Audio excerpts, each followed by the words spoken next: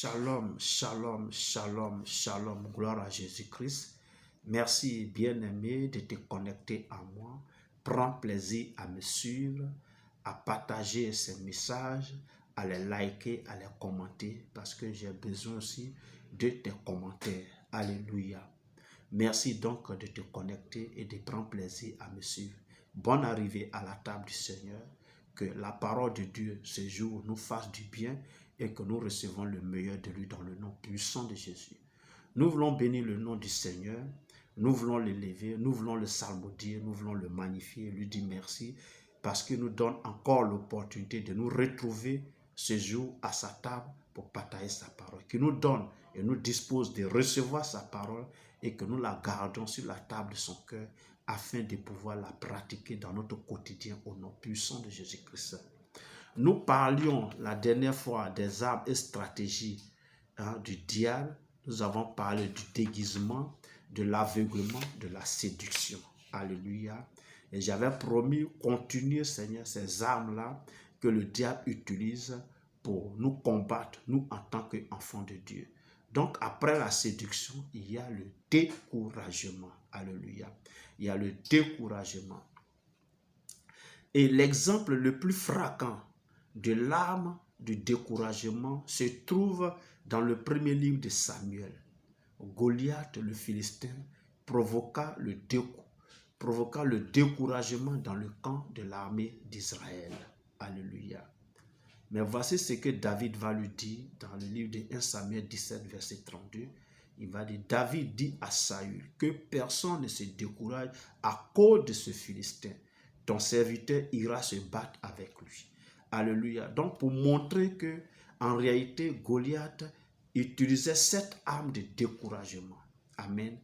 Sa taille, sa forme faisait peur. Donc il décourageait l'armée et il n'y avait personne pour l'affronter. L'ennemi peut donc utiliser même certains croyants pour venir nous décourager à faire ce que Dieu nous a demandé de faire. Alléluia. Alléluia. C'était le cas de ceux qui sont allés explorer la terre promise. Et nous nous rappelons bien, dans Nombre 12, nous nous rappelons bien, ils sont arrivés là-bas, ils ont exploré, ils sont revenus. Mais le rapport des 12 a fait peur au peuple. Ça a créé le découragement. Et les gens ont bien voulu retourner en Israël. Regardez un peu ce que dit le livre de Nombre 32, verset 9. Il dit, ils montaient jusqu'à la vallée d'Escol. Et après avoir examiné le pays, ils découvraient et ils décourageaient les enfants d'Israël d'aller dans le pays que l'Éternel leur donnait. Les ennemis de Juda décourageaient aussi les Juifs de ne pas reconstruire le temple de Jérusalem. Alléluia. Et alors les gens du pays décourageaient le peuple de Juda. Ils l'intimidaient pour l'empêcher de bâtir. Ésaïe 4, 4. Est-ce que vous voyez un peu? Donc, à des moments, le diable peut utiliser nos frères, nos sœurs dans le Seigneur pour nous décourager. Tu veux entreprendre quelque chose, Dieu t'a dit que tu peux réussir dans cette activité, dans ce corps de métier. Mais il y a des gens qui vont te dire que non, fais attention, fais preuve de sagesse et d'intelligence, parce que, et tu vas tomber dans le découragement. L'Éternel savait que pour entrer dans la terre promise, il y aurait beaucoup d'obstacles.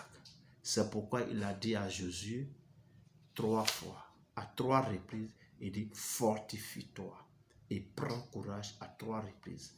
Dans Josué 1, les versets 6, 7 et 9. Alléluia. Vous allez voir, quand vous lisez, il va dire fortifie-toi et prends courage. Parce que ça n'allait pas être facile.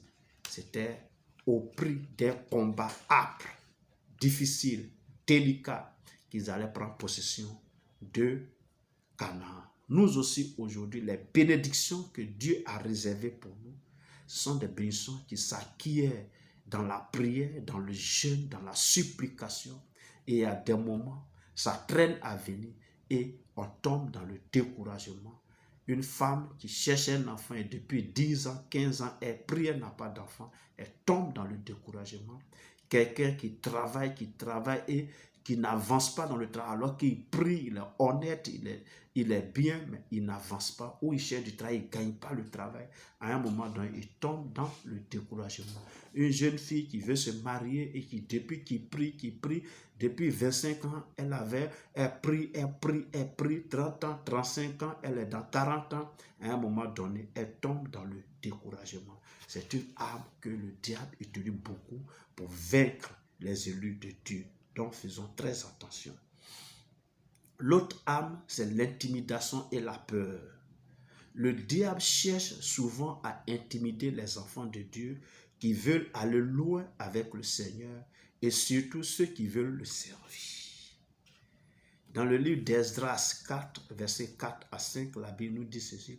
Les ennemis de Juda ont aussi utilisé l'intimidation contre les Juifs qui bâtissaient le temple. Alors les gens du pays décourageaient le peuple de Juda, ils l'intimidaient pour l'empêcher de bâtir et ils gagnaient à prix d'argent des conseillers pour faire échouer son entreprise. Il en fut ainsi pendant toute la vie de Cyrus, roi des Perses, et jusqu'au règne de Darius, roi des Perses. Alléluia. Donc, ils veulent vous intimider. Même ici, on voit qu'ils vont même payer, louer les services de certaines personnes pour venir vous décourager, pour venir vous intimider, pour vous empêcher de faire une œuvre. Alléluia. À des moments, regarde un peu, Dieu t'appelle à le servir. Dieu t'a appelé à le servir. Mais tu étais quelqu'un qui travaillait. Tu avais un salaire, tu as une famille et des enfants. Et vous viviez de ce salaire. Mais forcément, quand tu vas quitter ce travail-là, pour aller faire l'œuvre de Dieu, forcément, vous allez connaître des moments de disette, des moments de souffrance. Et à des moments, et la femme peut te demander, mais après on mange quoi? N'est-ce pas? Mettre la réalité des charges fixes de votre existence, de votre survie sur la table. Ça peut créer c'est une intimidation pour créer le découragement en toi, pour ne pas que tu te lances dans l'œuvre de Dieu. Alléluia. On peut te dire, mais ça c'est pas pour les jeunes. Hein. Il faut avoir un certain âge d'abord pour être serviteur de Dieu. Tu vas gâter ta jeunesse, etc. C'est des propos pour t'intimider et t'empêcher véritablement de te lancer. Lorsque l'ennemi rebâtissait donc les murailles de Jérusalem, Sanballat voulait l'intimider en répandant des fausses rumeurs sur Néhémie. Son but était de pousser Néhémie à interrompre la construction, sinon la reconstruction de la muraille. Alléluia. Ça, c'est ce que nous devons savoir. Nous pouvons le voir dans le livre de Néhémie 6, versets 5 à 9. Les sacrificateurs ont utilisé l'intimidation afin de contraindre Pierre et Jean à ne plus prêcher l'évangile. Mais ces derniers n'ont pas obéi à leurs ordres, car ils ont jugé utile d'obéir à Dieu plus qu'aux hommes. Voilà ce que la Bible dit dans le livre des Actes 4, versets 17 à 19. Mais afin que la chose ne se répande pas davantage parmi les peuples, défendons-les avec menace de parler désormais à qui que ce soit en ce nom-là.